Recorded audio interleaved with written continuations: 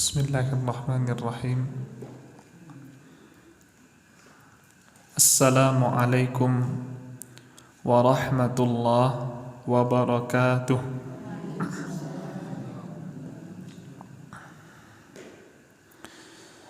Alhamdulillahi ala ihsanihi wa syukru lahu ala taufiqihi wa amtinanihi. Ashhadu an la ilaha illallah wahdahu la syarika lah wa ashhadu anna Muhammadan abduhu wa rasuluh ad-da'i ila ridwanih. Salawatullahi wa salamuhu alaihi wa ala alihi wa ashabihi wa man sara ala nahjihi wa tamassaka bi sunnatihi ila yaumiddin wa sallama tasliman katsira, amma ba'd. Jamaah kaum muslimin dan kaum muslimat, Bapak dan Ibu yang dirahmati dan dimuliakan oleh Allah Subhanahu wa ta'ala. Kembali kita bersyukur kepada Allah atas segala nikmat yang telah Allah berikan kepada kita, atas karunia yang telah Allah turunkan kepada kita. Allah telah memberikan kepada kita nikmat kesehatan, kesempatan waktu luang, hidayah dan iman, sehingga Allah masih memberikan kita kesempatan untuk kembali bertemu di salah satu tempat yang mulia di sisi Allah Subhanahu wa ta'ala, dalam rangka ibadah kepada Allah, mendekatkan diri kita kepada Allah Subhanahu wa ta'ala. Maka kita bersyukur kepada Allah atas nikmat yang kita rasakan saat ini, ketika Allah mudahkan kita untuk terus mendekatkan diri kita kepada Allah. Dan kita berdoa kepada Allah, mudah-mudahan nikmat ini Allah jaga sampai Allah pertemukan kembali kita di dalam surganya Allah Subhanahu wa ta'ala. Bapak dan Ibu, kaum muslimin dan kaum muslimat, rahimani wa rahimakumullah. Di dalam hadis Nabi sallallahu alaihi wasallam yang telah kita pelajari, yaitu hadis Jibril alaihi salam, kita telah mempelajari tentang rukun Islam, dan kita telah mempelajari tentang rukun iman, dan kita telah mempelajari beberapa perkara di dalam rukun iman, dan sekarang kita mempelajari tentang hari akhir. Ada beberapa perkara yang perlu kita ketahui tentang hari akhir. Yang pertama, bahwasanya Allah Subhanahu wa ta'ala di dalam Al-Quran menggandengkan, menyebutkan tentang hari akhir bersamaan dengan keimanan kepada Allah. Allah Subhanahu wa ta'ala berfirman di dalam surah At-Talaq ayat kedua, dzalikum yu'adzu bih man kana yu'minu billahi wal yaumil akhir. Itulah Allah Subhanahu wa ta'ala telah memberikan pelajaran, dan siapa yang beriman kepada Allah Subhanahu wa ta'ala dan kepada hari akhir. Allah Subhanahu wa ta'ala menggandengkan antara iman kepada Allah dan iman kepada hari akhir. Hal ini menunjukkan bahwa seseorang seharusnya memiliki perhatian penuh terhadap hari akhir, Allah Subhanahu wa ta'ala menggambarkan tentang hari akhir, bahwa hari akhir ini memiliki sesuatu yang sangat penting untuk kehidupan manusia. Ada pengaruh hari akhir ketika Allah sebutkan di dalam Al-Quran terhadap iman seorang hamba. Artinya ketika kita belajar tentang hari akhir Bapak dan Ibu, maka ada nantinya pengaruh untuk kita, untuk iman kita kepada Allah Subhanahu wa ta'ala. Di antara pengaruh yang kita dapatkan setelah kita mempelajari tentang hari akhir, tentang tanda-tanda hari kiamat dan perjalanan seseorang setelah Allah Subhanahu wa ta'ala wafatkan, ialah persiapan yang cukup, persiapan yang matang, persiapan yang kita siapkan jauh-jauh hari untuk menempuh perjalanan akhirat yang panjang. Maka Allah Subhanahu wa ta'ala berfirman, wa tazawwadu fa inna khairaz zadit taqwa. Berbekalah kalian, sesungguhnya perbekalan yang paling baik adalah ketakwaan kepada Allah Subhanahu wa ta'ala. Maka seseorang yang mempelajari, merenungkan perjalanan hari akhir dan tanda-tanda hari akhir, maka bertambah di dalam hatinya keimanan dan persiapannya pun makin matang untuk menghadap Allah Subhanahu wa ta'ala. Dan para al-ulama menjelaskan bahwa hari akhir ini adalah sebuah hari yang tidak diketahui oleh manusia. Siapapun dia, dimanapun dia, kapanpun dia berada, maka dia tidak akan pernah tahu kapan hari akhir itu terjadi. Bahkan Jibril alaihi salam nanti di akhir hadis, ketika kita belajar hadis ini Ibu, di akhir hadis ini Jibril dan Nabi Muhammad alaihi salatu wassalam, dua makhluk Allah yang paling mulia, ternyata mereka berdua ini tidak tahu kapan terjadinya hari kiamat. Maka Allah sembunyikan ilmu tentang kapan terjadinya hari kiamat. Kenapa? Agar kita berhati-hati, agar kita mempersiapkan diri di setiap saat kita. Kalau seandainya Pak, Bu, kata Allah, gak seminggu lagi lah insya Allah terjadi hari kiamat. Baca Ibu, bikulah seminggu lailah, gak 2 hari lailah ambu tobat.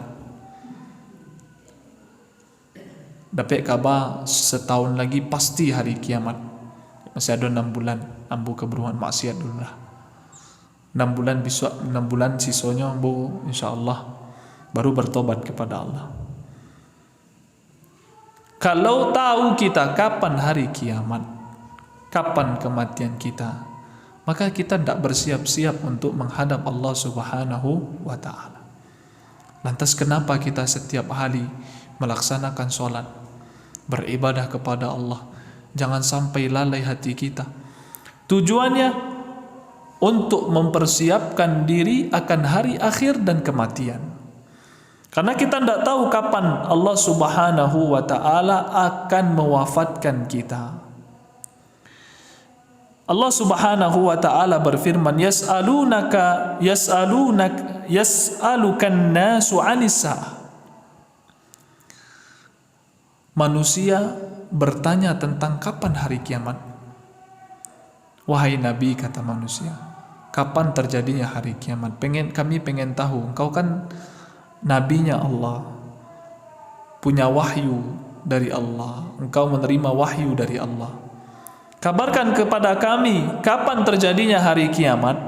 Maka jawabnya, qul innama ilmuha indallah.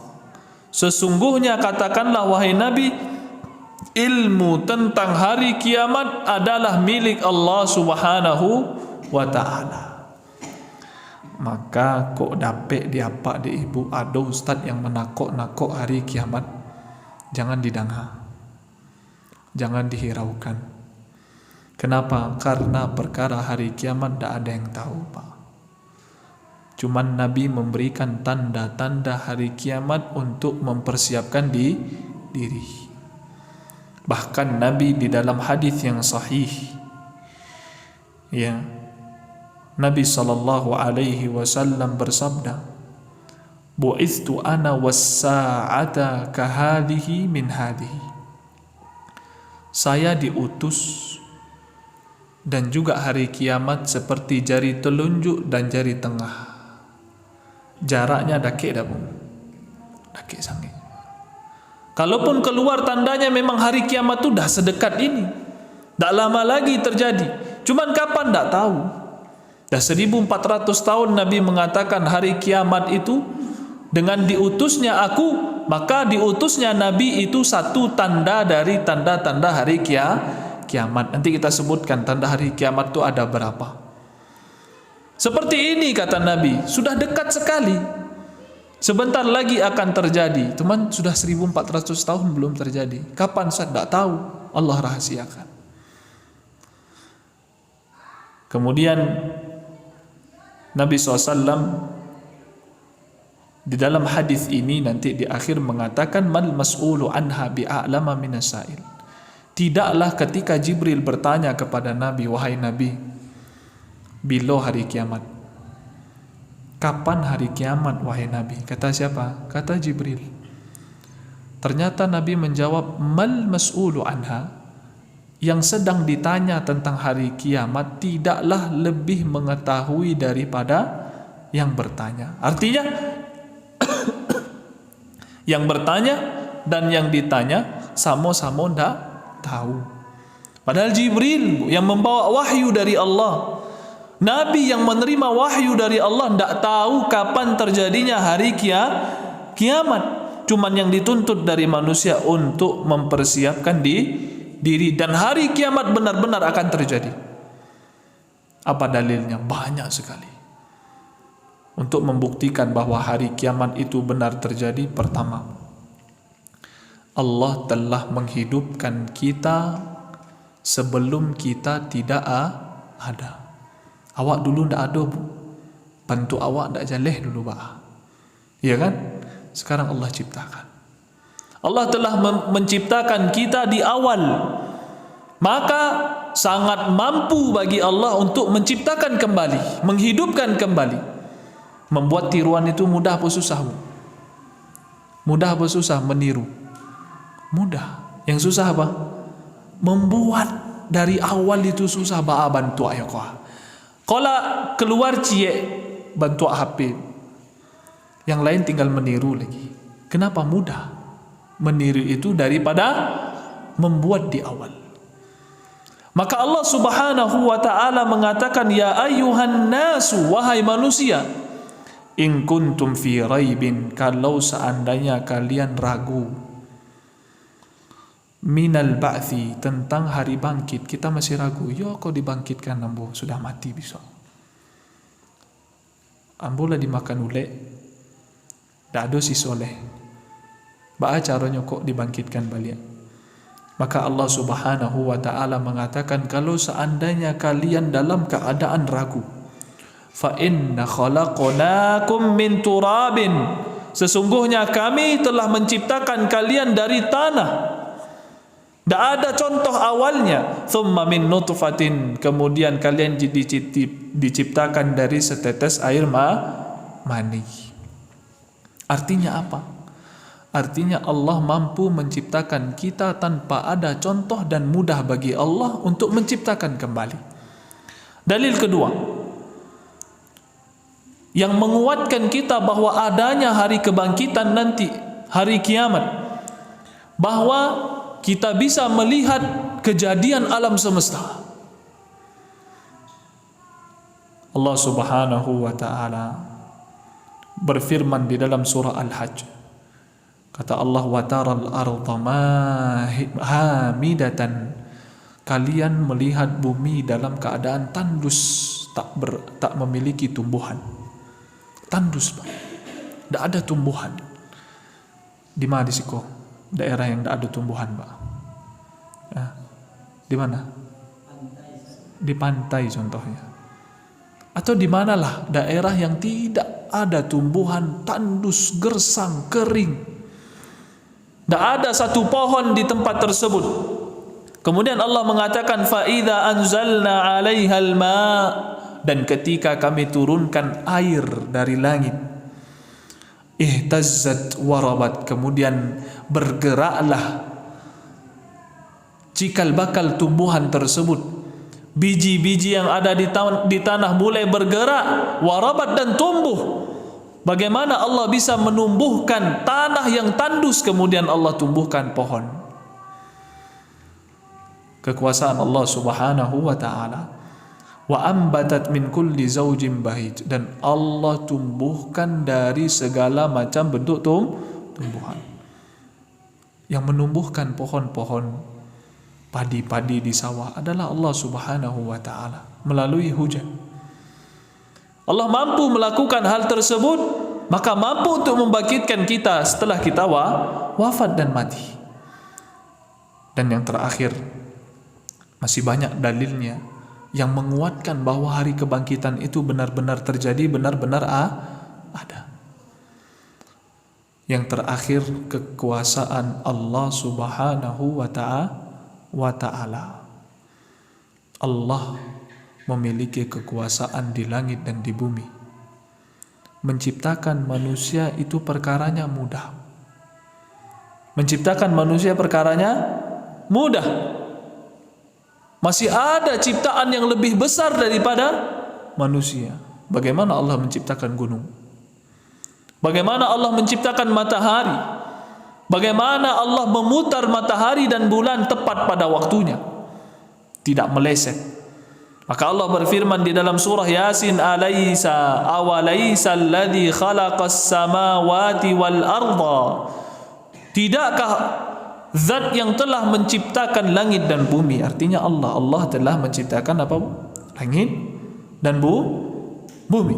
Awalaysa alladhi khalaqas samawati wal arda biqadirin ala an yakhluqa mithlahum bala wa huwal khallaqul alim. Dan tidakkah yang menciptakan langit dan bumi mampu untuk menciptakan manusia yang semisal setelah wafatnya mereka? Artinya membangkitkan manusia lagi. Ini di akhir-akhir surat Yasin berbicara tentang kebangkitan orang-orang yang mengingkari hari kebangkitan. Maka itu sekilas tentang hari kiamat. Kita tidak berbicara panjang tentang hari kiamat. Rencana saya mau berbicara panjang tentang hari kiamat, tapi pembahasan kita nanti banyak. Insya Allah kita bahas tentang hari kiamat dan tanda-tanda hari kiamat. Intinya kita dituntut untuk mempersiapkan diri menghadap hari akhir, dan kita tidak tahu kapan terjadi. Maka harus kita istiqamah dan sabar di atas jalan Allah Subhanahu wa ta'ala. Kemudian iman yang terakhir adalah, kata Nabi sallallahu alaihi wasallam, an tu'mina bil qadari khairihi wa syarrihi. Dan engkau beriman kepada Allah Subhanahu wa ta'ala dengan ketetapan Allah yang baik dan ketetapan Allah yang buruk. Dan Nabi sallallahu alaihi wasallam di dalam hadis yang lain beliau mengatakan, al khaira kulluhu fi yadaik wa syarru laysa ilaik. Di dalam doa Nabi sallallahu alaihi wasallam, Nabi menyebutkan kebaikan seluruhnya ada di tanganmu. Seluruh kebaikan yang ada itu dari Allah Subhanahu wa ta'ala. Wasyarru laysa ilaik, dan keburukan tidaklah disandarkan kepadamu. Ustaz, kan yang magiah musibah siapa, Bu? Yang magiah musibah siapa? Allah. Tapi tidak boleh seseorang mengatakan ini keburukan yang Allah berikan ke saya. Tidak. Kenapa? Di pandangan manusia buruk, di pandangan Allah baik. Tidak ada satu perbuatan Allah kecuali ada hikmah. Karena kita meyakini bahwa Allah itu hakim, punya nama hakim, punya sifat hikmah, bijaksana. Ya, artinya Ustaz, kok ambo sakit taruh Ustaz? Yang memberikan penyakit siapa? Allah. Tapi apa kita katakan, kita sandarkan keburukan kepada Allah? Allah telah memberikan keburukan. Allah menyandarkan keburukan untuk ini keburukan yang Allah berikan. Tidak. Kenapa? Karena ada hikmah di balik sakit. Bukankah di dalam hadis Nabi sallallahu alaihi wasallam, tidaklah seseorang merasakan sebuah keletihan, sakit dan semacamnya, musibah dan bala, kecuali di dalamnya terdapat penghapus dosa dan pengangkat derajat. Bisa jadi ya Pak dan Ibu, dalam masa senjanya banyak yang sakit. Kok kaki yang sakit, kok kepala yang sakit, kok duduk saya salah. Yakinilah bahwasanya itu kesempatan ibu dan bapak untuk menghapus dosa. Yang penting bersabar dan jangan mengeluh. Para ulama menjelaskan, beriman kepada takdir Allah itu ada tingkatannya, ada tahap-tahapnya. Yang pertama, tahapan dan tingkat-tingkat beriman kepada takdir Allah. Ada 4. Untuk kita sempurna mengimani takdir Allah ini, agar tak melenceng kita memahami takdir Allah ini, ada 4. Kita fahami dulu. Yang pertama, kita beriman akan ilmu Allah subhanahu wa ta'ala. Ilmu Allah yang abadi, ilmu Allah yang mencakup seluruh perkara, yang mengetahui segala sesuatu. Itulah ilmu Allah subhanahu wa ta'ala yang tak sama dengan ilmu makhluk. Kalau kita sudah fahami yang satu ini, insya Allah kita beriman dengan takdir Allah. Di dalam hadis mengatakan, ibu bertanya, Ustaz, kok ada di dalam hadis? Kita pelajari di hadis yang keempat nanti, tentang hadis Ibnu Mas'ud, seseorang telah beramal dengan amalannya ahli surga, sampai-sampai surga itu tinggal sejengkal di depan mata dia, mau mati hampir masuk surga. Ternyata di penghujung hayatnya dia melakukan sebuah maksiat dan dosa, sampai Allah masukkan dia ke dalam nerakanya Allah subhanahu wa ta'ala. Bertanya kita, Bu, kok bisa? Yang pertama kita jawab, Allah subhanahu wa ta'ala memiliki ilmu yang luas. Allah sudah tahu apa yang telah dipilih oleh seorang hamba. Allah sudah tahu hikmahnya apa. Allah mengilmui, ilmu Allah begitu luas. 1 jam lagi Allah mengetahui siapa di antara kita mungkin yang harus makan misalnya.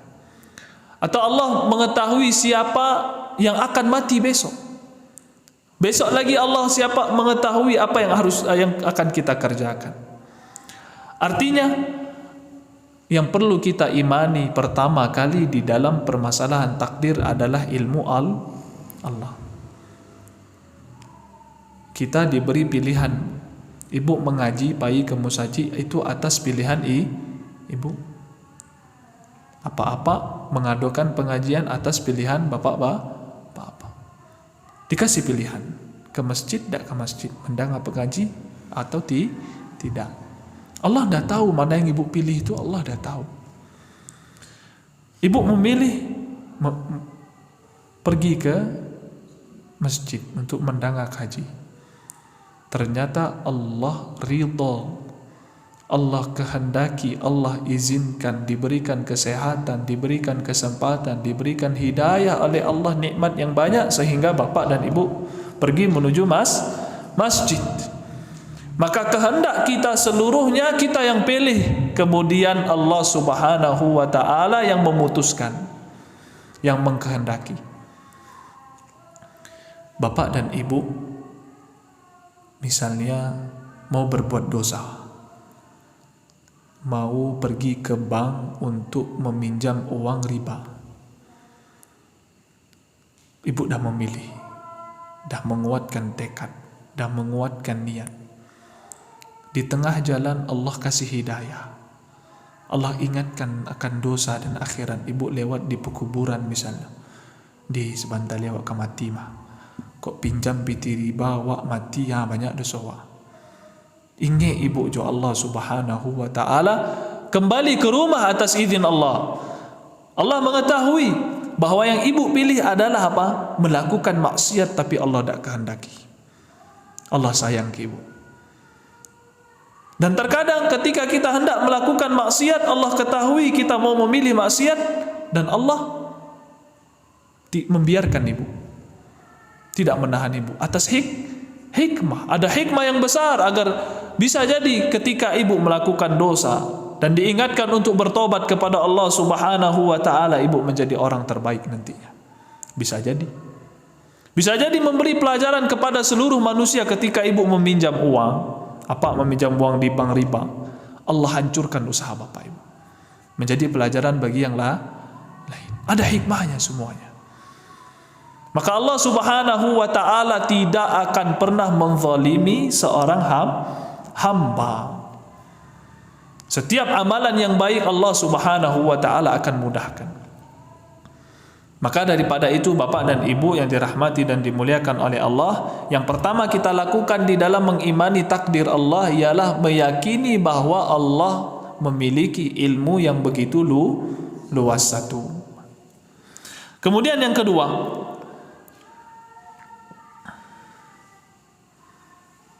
ya bahkan di sini disebutkan oleh Al-Imam Ibnu Rajab Al-Hambali, beliau mengatakan wa qad qala katsirun min a'immatis salaf, berkata ulama salaf terdahulu, para sahabat, tabi'in, tabi'ut tabi'in, ulama-ulama yang telah mendahului kita, yang hidup di abad ketiga, keempat, kelima, keenam, ketujuh, ketika mereka berhadapan dengan satu kelompok yaitu Qadariyah. Qadariyah ini satu kelompok yang mengatakan takdir itu dibuat murni oleh manusia, Allah tidak ikut campur. Artinya kalau ibu ke masjid ya murni ibu, tidak ada kehendak Allah. Kalau kita tadi tidak, ibu memilih pergi ke masjid, akan tetapi Allah mengkehendaki, mengizinkan, diberi taufik, diberi kesehatan oleh Allah. Maka kata Al-Imam Ibnu Rajab, dahulu para ulama ketika mereka menghadapi orang-orang Qadariyah yang tidak beriman kepada takdir Allah, kata mereka, nadhirul qadariyata bil ilm, bantahlah orang-orang Qadariyah yang mengingkari takdir dengan ilmu Allah.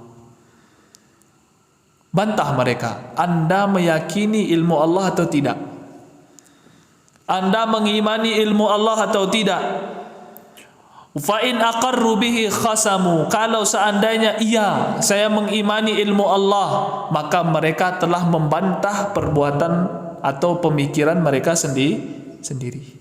Apa pemikirannya? Menolak takdir Allah, padahal Allah punya ilmu yang luas. Membantah sendiri. Ya Allah punya ilmu, Allah punya ilmu, maka mungkin bagi Allah Subhanahu wa ta'ala untuk menentukan di awal penciptaan, oh si fulan ini nanti dia pergi ke masjid, saya beri ridho. Oh si fulan ini mau pergi ke tempat maksiat, saya tidak ridhoi, saya halangi dengan hujan, terus saya ingatkan dia dengan ini. Semua sudah Allah tetapkan. Tapi Allah tidak pernah zalim ke kita. Wa in jahaduhu, kalau seandainya dia ingkari, oh Allah tidak punya ilmu Allah tidak luas, berarti dia kufur. Ya, kita kasih Allah punya ilmu atau tidak? Kalau dia iya, berarti dia harus menetapkan takdir Allah. Dia bantah sendiri pemikirannya. Kalau seandainya dia tolak, tidak, berarti dia kafir. Kenapa? Orang yang menolak ilmu Allah Subhanahu wa ta'ala berarti iya, berarti Allah bodoh kalau tidak punya ilmu. Kita harus beriman bahwasanya Allah Subhanahu wa taala memiliki ilmu yang luas. Kemudian martabat yang kedua, tingkatan yang kedua, setelah kita beriman bahwa Allah punya ilmu, yang kedua kita beriman bahwa Allah telah mencatatkan takdir di Lauhul Mahfuz. Karena yang pertama kali Allah ciptakan adalah pena, qalam. Allah menciptakan pena untuk mencatatkan seluruh takdir manusia, dan Allah telah catatkan takdir itu di Lauhul Mahfuz. Artinya Bapak dan Ibu yang dirahmati dan dimuliakan oleh Allah, di dalam hadis Ubadah ibni Samit, bapaknya Ubadah ibni Samit menasihati anaknya. Ya bunai, wahai anakku, kata Ubadah, innaka lan tajida ta'ma haqiqatil iman. Engkau tidak akan pernah mendapatkan manisnya sebuah iman. Tak akan pernah engkau mendapatkan nikmatnya sebuah iman, manisnya sebuah iman, kata Ubadah ibnu Samit, seorang sahabat, kepada anaknya. Hatta ta'lama anna ma asabaka lam yakun liyukhti'aka. Sampai engkau meyakini, mengimani, mengetahui bahwa apa yang akan menimpamu tak mungkin engkau hindari. Allah dah catatkan di Lauhul Mahfuz bahwa si fulan akan tertimpa penyakit apa? Kanker pada hari ini. Yang telah Allah tuliskan di Lauhul Mahfuz, maka tak akan pernah mungkin kita hindari. Maka ketika ibu ditimpa penyakit, tak perlu ngeluh, Bu, karena sudah dicatatkan. Di manga kok mudiko, kok sakit hari. Allah sudah takdirkan untuk kita. Kenapa kita mengeluh? Yang Allah perintahkan adalah bersabar. Yakinlah bahwa Allah Subhanahu wa taala sedang menyiapkan pahala yang besar dan agung untuk hamba yang bersabar. Karena Allah berfirman, innama yuwaffas sabiruna ajrahum bighairi hisab. Sesungguhnya Allah akan membalas, memberi ganjaran kepada orang-orang yang sabar tanpa hisab. Apa maksudnya, Bu? Kalau solat dikasih, Bu, 27 derajat solat berjamaah. Kalau ini dikasih ini, sabar, dah ada hisabnya. Dah Allah tentukan, menunjukkan akan keagungan ibadah sabar. Maka apa yang akan menimpa kita dari penyakit, balak, musibah, tak mungkin kita hindari. Kalau ibu lah ditakdirkan Allah untuk penyakit wabah itu kena, maka tak mungkin dihindari. Maka ini yang harus kita tanamkan di dalam hati kita, ya, ketika kita dalam masa-masa wabah. Tapi perlu kita untuk menjaga-jaga diri. Kalau sudah kena, ya terima. Kemudian wama akhta'aka lam yakun liyusibaka, dan apapun perkara yang tidak akan menimpamu, maka tidak akan pernah menimpamu. Apapun perkara ibu. Kalau seandainya Allah tetapkan ibu tidak mungkin kena penyakit, bagaimanapun orang akan melakukan sesuatu untuk ibu, mau pakai dukun, mau pakai racun, mau pakai apapun, kalau Allah menjaga ibu, tak mungkin kena musibah. Allah dah catatkan, maka tak mungkin tertimpa bapak dan ibu dengan penyakit. Maka kata Ubadah ibn Samit kepada anaknya, wahai anakku, engkau tidak akan mendapatkan manisnya iman sampai engkau meyakini hal ini. Allah telah mencatatkan takdir di Lauhul Mahfuz yang kedua. Bapak dan Ibu yang dirahmati dan dimuliakan oleh Allah Subhanahu wa taala, tingkatan yang ketiga. Setelah Allah mengetahui segala sesuatu, Allah mencatatkan takdir kita, ketetapan manusia. Kemudian yang ketiga, yang perlu kita lakukan adalah mengimani bahwa Allah berkehendak, memiliki kehendak dan keinginan untuk merealisasikan, menjalankan seluruh ketetapan Allah Subhanahu wa taala. Itu harus kita imani. Apapun yang Allah inginkan terjadi, dan yang tidak Allah inginkan tidak terjadi. Bahkan Allah mengatakan, idza qila lahum kun fayakun. Kalau seandainya Allah katakan kun, jadilah, maka jadilah. Gunung Singgalang ini Allah katakan meletus, maka pasti meletus. Bagaimanapun cara kita, mau kita sumbat pakai apapun, mau cara seperti apapun, kalau Allah sudah kata kun, maka terjadi. Maka cara kita menjaga negeri ini ialah kepada Rabb yang memiliki gunung tersebut. Kita kembali kepada Allah, bertobat kepada Allah, tidak memaksiati Allah, tidak menyekutukan Allah Subhanahu wa ta'ala, memurnikan ibadah hanya untuk Allah, tidak meyakini dengan keyakinan-keyakinan yang dilarang oleh Nabi sallallahu alaihi wasallam, tidak berangkat ke dukun, tidak minta ke dukun, tidak meramal-ramal, ya, tidak meminta pertolongan kepada pohon-pohon, batu-batu, kubur-kubur, ya, tidak meyakini hari-hari keramat, tidak menyembelih hewan untuk meminta berkah, ya, menagaan rumah biasanya potong apa bahasanya di sini, betagaan rumah, lataga pondasi, potong apa, potong ayam, naik rumah, pasang kudo-kudo, apa, gantung pisang, apa lagi, digantung, biko di dabiah ayam ciek, dikasih darah. Maka ini hal-hal yang mampu menurunkan azab Allah Subhanahu wa ta'ala. Maka apapun yang Allah kehendaki, ketika Allah inginkan terjadi, pasti terjadi. Maka kita mengimani bahwasanya Allah Subhanahu wa ta'ala memiliki kehendak. Kemudian yang terakhir, setelah Allah mengilmui, Allah mencatatkan seluruh takdir, Allah mengkehendaki seluruhnya yang Allah inginkan terjadi, yang Allah inginkan tak terjadi. Yang terakhir ialah kita beriman bahwa Allah yang menciptakan seluruh takdir. Allah yang menciptakan seluruh takdir.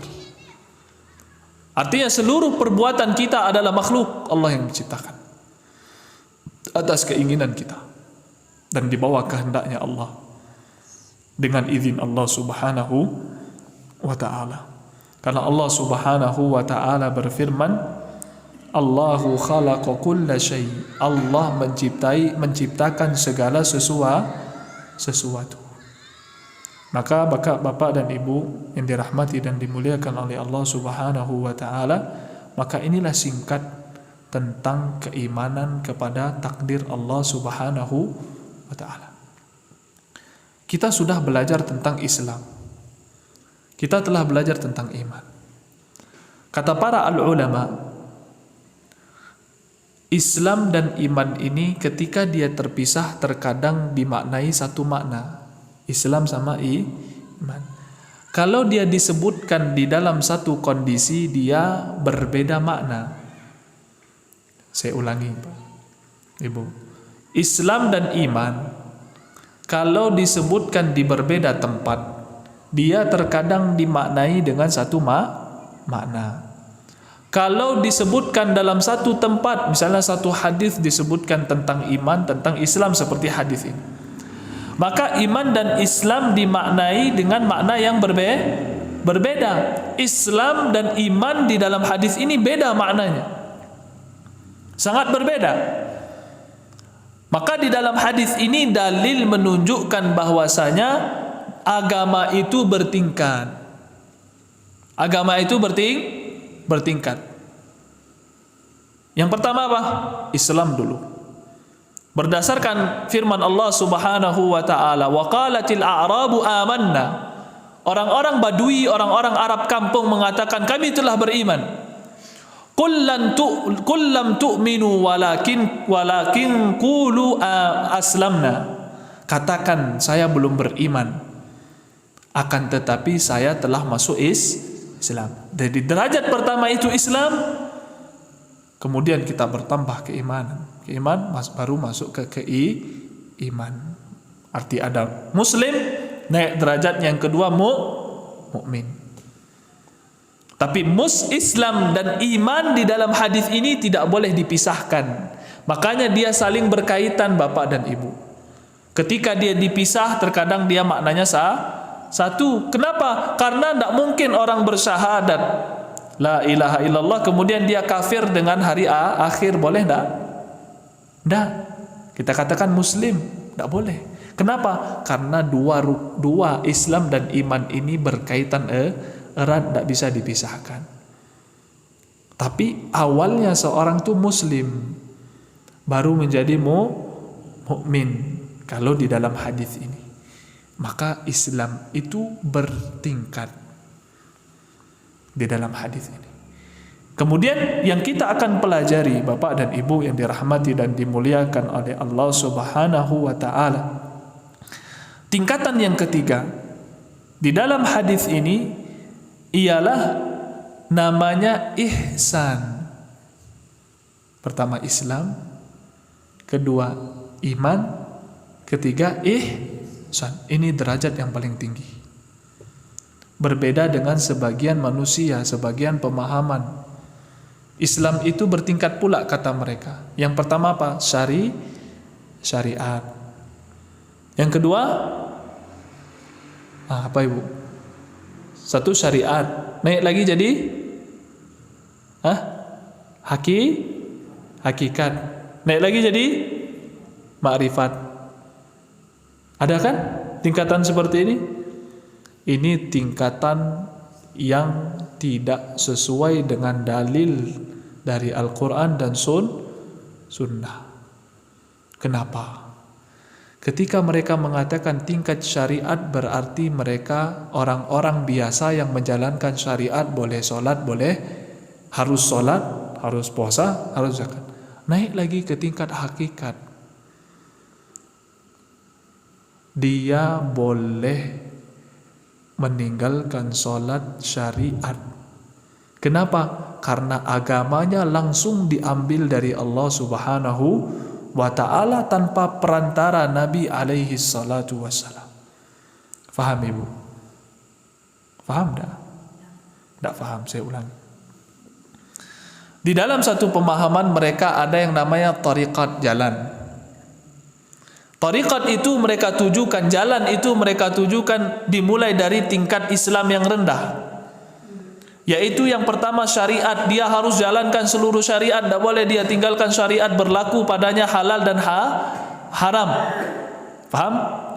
Kemudian naik ke tingkat yang namanya hakikat atau makrifat dulu, lupa saya. Hakikat apa itu? Artinya di atas tingkat syariat tadi yang berlaku halal haram.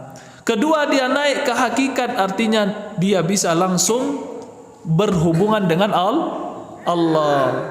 Kalau sudah berhubungan dengan Allah, kenapa saya butuh pakai Al-Quran Sunnah lagi? Kan datangnya dari Allah. Sudah, saya langsung aja ke Allah mengambil agama. Saya tinggalkan aja Al-Quran dan Sunnah. Paham ibu?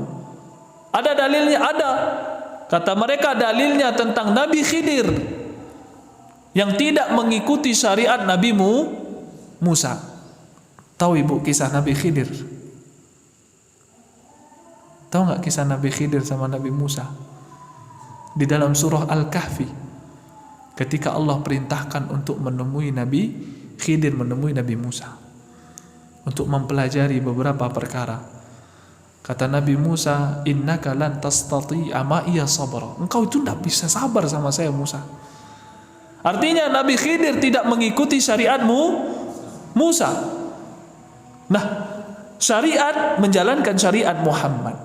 Naik lagi ke tingkat hakikat, saya boleh untuk meninggalkan syariat Muhammad karena saya sudah langsung mengambil agama ini langsung kepada Allah. Faham ibu?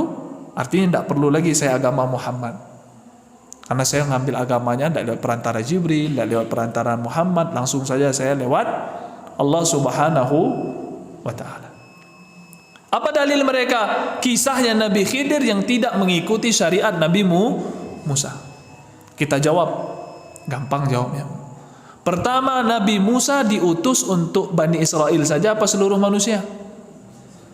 Bani Israel saja, sedangkan Nabi Muhammad sallallahu alaihi wasallam diutus kepada seluruh manusia, bahkan nabi yang datang setelah Nabi Muhammad yaitu Nabi Isa Allah turunkan lagi setelah Nabi Muhammad.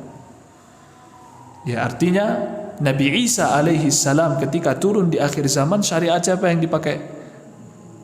Syariat Islam, bukan syariat Nasrani, tapi syariat bahkan Nabi Musa alaihi salam, kalau seandainya saya hidup setelah diutusnya Nabi alaihi salatu wassalam, Nabi Muhammad, maka saya harus mengikuti syariat Nabi Muhammad. Itu yang pertama. Nabi Khidir dia wajar keluar dari syariat Musa, karena Nabi Musa memang diutus untuk Bani Israel. Ya, itu satu saja cukup bantahannya. Maka daripada itu tidak bisa dijadikan dalil boleh seseorang keluar dari syariat Muhammad baru sampai ma'rifat. Apa bahayanya ma'rifat? Mereka mengatakan mereka telah menyatu dengan Allah. Kenapa? Karena kata mereka, saya telah sampai ke Allah, ruh saya itu dari Allah dan kembali lagi kepada Allah. Berarti saya telah menyatu kepada Allah. Makanya tidak aneh mereka mengatakan saya ini adalah Tuhan, saya ini adalah Allah. Kenapa? Itu namanya aqidatul al-ittihadiyah wal hululiyah. Akidah yang mengatakan bahwa kita ini satu. Bahkan di dalam pelajaran akidah kita dulu, ada di antara mereka yang mengatakan sampai anjing itu adalah Allah. Ya, karena berasal dari Allah. Ya Allah, semuanya ini Allah, kata mereka. Apa yang kita temukan Allah, seluruhnya Allah. Kenapa? Seluruhnya menyatu kepada Allah Subhanahu wa ta'ala. Ada tingkatan-tingkatan yang seperti ini adalah tingkatan yang menyelisihi dalil Al-Quran dan Sunnah. Adapun yang sesuai dengan Al-Quran dan Sunnah adalah hadisnya Jibril, bahwasanya seseorang itu dimulai dengan Islam, naik dia beriman, sampai dia ihsan. Apa itu ihsan? Kata Nabi SAW, an ta'budallaha ka'annaka tara. Engkau beribadah kepada Allah seolah-olah engkau melihat Allah. Seolah-olah Allah itu ada di hadapan engkau beribadah. Walaupun tidak ada manusia, engkau merasa diawasi oleh Allah. Engkau langsung melihat Allah, seolah-olah melihat Allah. Ya, berarti kita benar sungguh-sungguh. Hati kita benar-benar menghadap Allah. Tidak kita palingkan hati kita kepada selain Allah. Kita khusyuk di dalam salat. Itulah yang namanya ihsan. Derajat yang ketiga. Dan derajat ihsan ini Allah sebutkan pula di dalam Al-Quran. Di dalam surah Yunus ayat 25. Allah berfirman, lilladzina ahsanul husna wa ziyadah. Bagi orang-orang yang telah berbuat ihsan, berbuat kebaikan, orang-orang yang sampai ke derajat ihsan, maka mereka mendapatkan husnah, yaitu surganya Allah Subhanahu wa ta'ala, wa ziyadah, dan tambahan. Allah menggambarkan di dalam ayat ini, menjanjikan untuk hambanya bahwa Allah akan memberikan surganya dan tambahan untuk orang-orang yang memiliki sifat ihsan. Untuk orang-orang yang sudah sampai ke derajat ihsan akan mendapatkan al-husna, artinya surga, dan ziyadah, dan tambahan. Apa tambahannya? Allah Subhanahu wa ta'ala mengatakan kita akan mendapatkan tambahan setelah surga. Berarti ada yang lebih dari surga, Ustaz. Ada yang akan didapatkan oleh orang-orang yang ihsan, yang sudah sampai ke derajat ihsan. Bukan hanya surga yang didapatkan, tapi lebih dari surganya Allah Subhanahu wa ta'ala. Apa itu? Berkata Al-Imam Ibn Rajab Al-Hambali di dalam hadis yang sahih, yang dikeluarkan oleh Al-Imam Muslim dari Nabi sallallahu alaihi wasallam bahwa maksud dari tambahan tersebut adalah melihat wajah Allah Subhanahu wa taala. Maka setelah surga ada nikmat yang paling tinggi, yaitu melihat wajahnya Allah Subhanahu wa taala di dalam surganya Allah. Maka beliau Al-Imam Ibnu Rajab, seorang ulama, beliau mengatakan hadza munasibun, ini cocok dengan balasan yang telah Allah berikan kepada orang yang sampai ke derajat ihsan. Lija'lihi jazaa'a li ahli al-ihsan. Kenapa? Kata Al-Imam Ibnu Rajab, kenapa ini cocok orang yang sudah sampai ke derajat ihsan? Ihsan tadi apa, Ibu? Ihsan itu engkau beribadah kepada Allah seolah-olah melihat Allah. Dan Allah akan memberikan balasan kepada orang yang ihsan, melihat seolah-olah melihat Allah di dalam ibadahnya dengan melihat wajah Allah di dalam surga. Ini cocok ganjarannya, balasannya ini cocok, pas. Kenapa? Li'an huwa an ya'budal mu'minu rabbahu fid dunya ala wajhil hudur.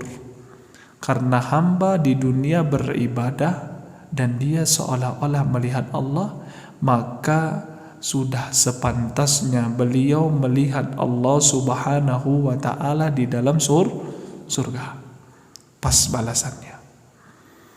Maka kita meyakini bahwa balasan yang akan kita dapatkan ketika kita sampai ke derajat ihsan, yaitu derajat yang paling tinggi kata para ulama, kita di setiap saat kita seolah-olah melihat Allah di dalam ibadah.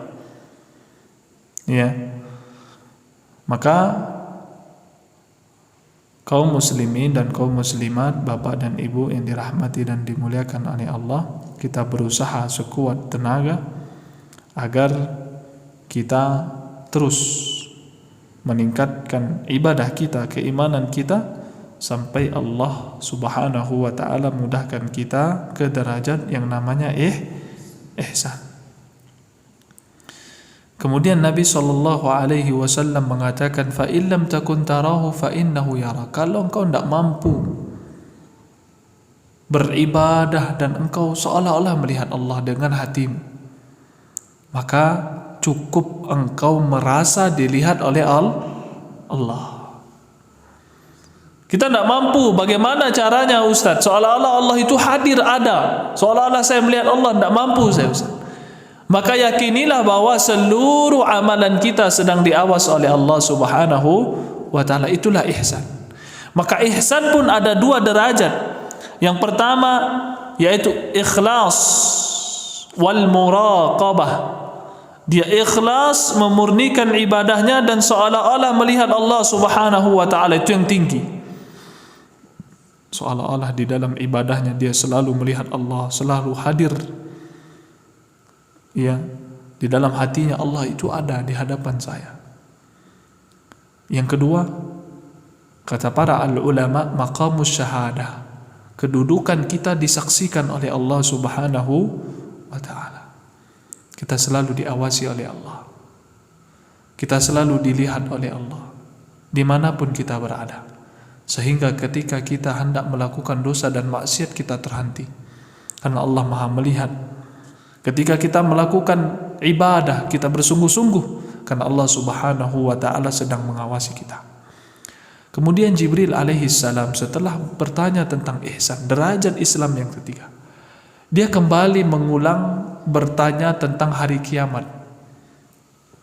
Qala fa akhbirni anis sa'ah. Wahai Jibril, kata Nabi, ceritakan kepadaku tentang hari kiamat. Kapan terjadinya? Kapan waktunya wahai Muhammad, kata Jibril. Qala mal mas'ulu anha bi'a'lama minas sa'il. Wahai Jibril, wahai pemuda, ketika itu Jibril dalam bentuk laki-laki pemuda, bukan dalam bentuk malaikat. Wahai pemuda, yang ditanyakan tentang pertanyaan hari kiamat itu tidaklah lebih mengetahui daripada orang yang bertanya. Engkau bertanya kepada saya, tidak tahu. Saya juga tidak lebih mengetahui dari dirimu. Sama, kita sama-sama tidak tahu. Jibril dan siapa? Muhammad. Kemudian Nabi mengatakan, qala fa akhbirni an amaratiha. Wahai Jibril, kabarkan kepadaku tentang tanda-tandanya saja. Apa ciri-ciri hari kiamat akan datang, wahai Jibril alaihi salam? Wahai pemuda. Pemuda bertanya kepada Nabi, wahai Nabi, kabarkan kepadaku tentang ciri-ciri hari kiamat. Dan disebutkan oleh para ulama, dan banyak para ulama menuliskan tentang kitab-kitab hari tanda-tanda hari kiamat. Banyak sekali ulama yang menuliskan kitab tentang tanda-tanda hari kiamat. Secara umum, tanda-tanda hari kiamat ada 3. Ada 3 macam. Pertama, tanda-tanda hari kiamat yang telah berlalu. Yang sudah berlalu, sudah lewat. Contohnya apa? Diutusnya Nabi Muhammad sallallahu alaihi wasallam. Itu tanda hari kiamat yang telah berlalu.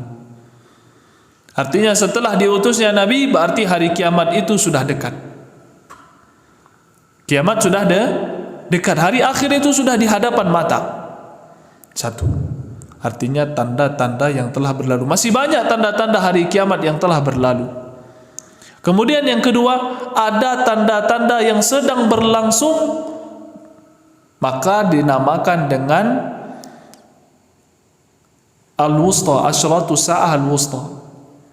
Tanda-tanda kiamat wusta. Wusta itu pertengahan, yang sedang berlangsung, yang sedang kita alami. Apa? Banyak. Contohnya, zina itu sudah terang-terangan. Ya, sekarang zina itu tidak tertutup, sudah terang-terangan. Maksiat itu tidak sembunyi-sembunyi lagi. Banyak laki-laki berpakaian seperti wanita, wanita sebaliknya. Ya, artinya apa? Artinya tanda-tanda tersebut kita rasakan hari ini. Kemudian yang ketiga, tanda-tanda hari kiamat yang disebut dengan kubra, tanda-tanda besar. Tanda-tanda hari kiamat yang besar. Ya, mudah-mudahan nanti kita bahas yang besar sini saja. Bagaimana nanti di akhir zaman tanda-tanda kiamat yang besar. Ada yang setelah berlalu, ada yang sedang berlalu, al-wusta, ada yang kubra, tanda-tanda hari kiamat yang besar. Maka tanda-tanda hari kiamat besar ini disebutkan di dalam hadis-hadis. Contohnya apa? Keluarnya Imam Mahdi di akhir zaman. Kemudian keluarnya Dajjal. Kemudian turunnya Nabi Isa. Kemudian Ya'juj Ma'juj. Kemudian api besar. Kemudian terbit matahari dari sebelah barat. Kemudian keluarnya hewan melata. Ya. Kemudian ada angin halus lembut yang akan mencabut seluruh nyawa kaum mukmin ini. Kenapa? Karena Allah menyisakan orang-orang kafir saja untuk Allah azab mereka dengan kiamat. Itu namanya tanda-tanda kiamat kubra, yang besar, yang akhir. Akan tetapi Nabi SAW menyebutkan 2 tanda kiamat di dalam hadis ini. Pertama, kata beliau, antalidal amatu rabbataha, bahwa seorang budak perempuan akan melahirkan tuannya. Yang pertama, kata para ulama, maksudnya apa? Seorang budak perempuan melahirkan tuannya. Ya, ada budak, ada tuan. Kata para ulama bisa dimaknai 2 makna. Di sebagian pendapat para ulama mereka menyebutkan sampai 7 makna, tapi kita sebutkan 2. Makna yang pertama ialah dimaksudkan di dalam hadis ini, seorang budak yang melahirkan tuannya ialah akan muncul di akhir zaman perbudakan yang begitu banyak. Sampai-sampai seorang ibu melahirkan tuannya sendiri. Karena di dalam hukum perbudakan di dalam Islam, seseorang laki-laki tuan boleh menggauli siapa? Budak perempuan, itu sah. Dan dia melahirkan siapa? Anak dari tuannya. Maka banyak bermunculan apa? Budak perbudakan nanti di akhir zaman. Dan anak yang dilahirkan akan ikut ke bapak, sedangkan ibunya adalah budak. Maka ini makna yang pertama, muncul perbudakan kembali di akhir zaman. Terjadi peperangan, kekacauan di akhir zaman, kemudian muncul kembali perbudakan. Kemudian makna yang kedua, kata para al-ulama, bisa jadi difahami hadis ini bahwasanya annahu yakthurul uququ fi akhir zaman. Banyaknya apa? Uququl walidain, durhaka kepada kedua orang tua di akhir zaman. Maka seolah-olah Nabi mengatakan seperti budak kedua orang tua itu, berdurhaka kepada kedua orang tua. Maka daripada itu, di antara tanda-tanda hari kiamat, seorang ibu melahirkan tuannya. Bisa jadi memang benar dia sebagai budak dan anaknya sebagai tuannya.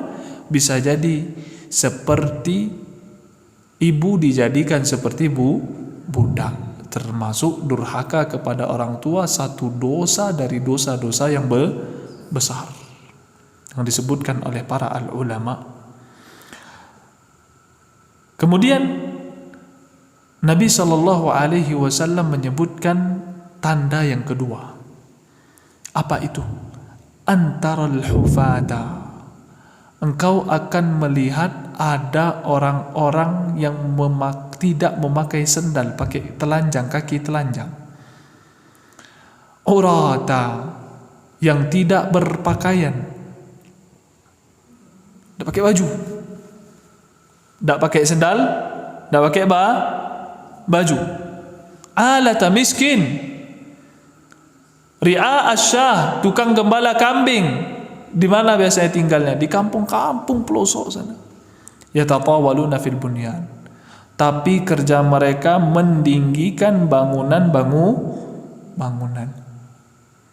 Dia orang kampung, pakaiannya compang-camping, tak punya sendal, cuman dia memiliki gedung-gedung mewah, bermegah-megahan di akhir zaman. Artinya ini satu di antara tanda-tanda hari kiamat. Orang-orang miskin, orang-orang yang tak punya apa-apa di akhir zaman, mereka bermegah-megahan. Thumman talaqa, kemudian pemuda ini pergi setelah bertanya kepada Nabi tentang Islam, tentang iman, tentang ihsan, tentang tanda-tanda hari kiamat. Dia kemudian pergi, menghilang. Falabithtu maliya, kemudian saya duduk lama.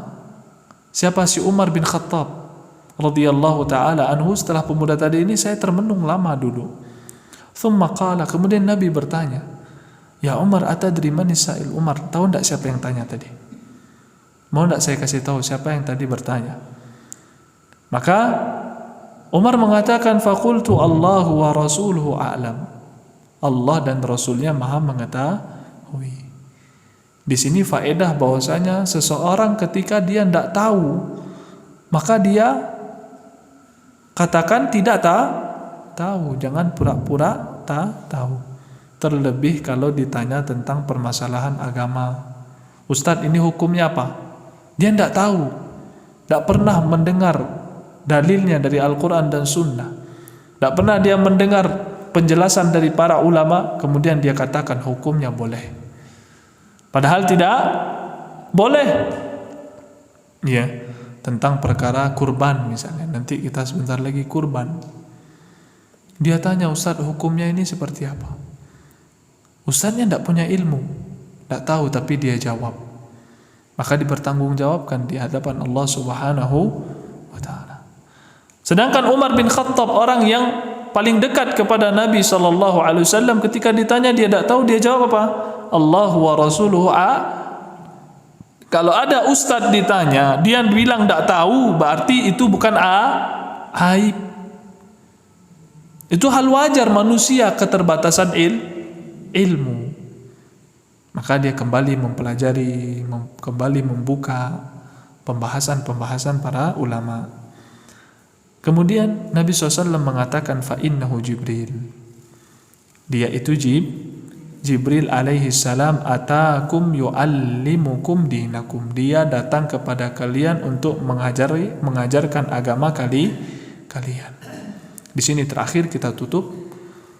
Nabi mengatakan Jibril datang untuk mengajarkan kalian tentang agama ini didapat dengan cara menuntut ilmu, membuka Al-Quran, membuka hadis, membaca perkataan para ulama, diteliti, dipelajari bagaimana cara mereka memahami ayat, bagaimana cara mereka memahami hadis. Butuh waktu yang lama,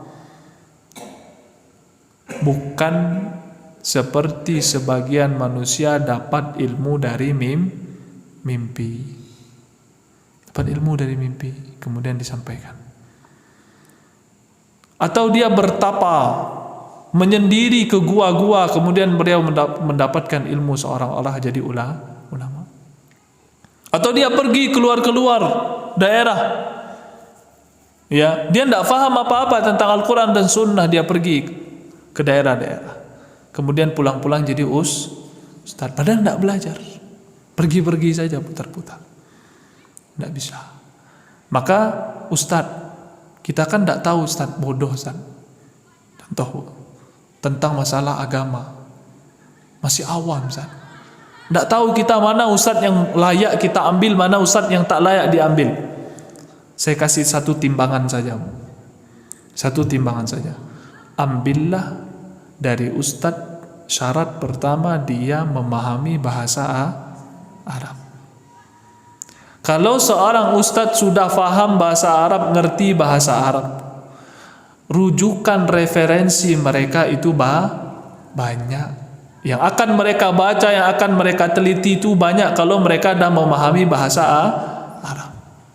Masih banyak syarat yang lain, cuma satu itu saja. Dia ngerti bahasa Arab, dia faham bahasa Arab. Satu itu. Kemudian ciri-ciri yang kedua, ambillah ilmu dari ustadz yang senantiasa menyebutkan dalil dari Al-Quran dan Sunnah dengan pemahaman para sahabat. Dan berhak kita bertanya, ini dalilnya mana Ustaz? Al-Quran apa Sunnah? Apa dalilnya? Adakah para sahabat yang mengatakan hal demikian? Adakah para ulama yang mengatakan hal demikian? Apa alasannya? Ya, maka itu sederhana saja kita mengambil ilmu. Yang penting dia faham dulu bahasa Arab.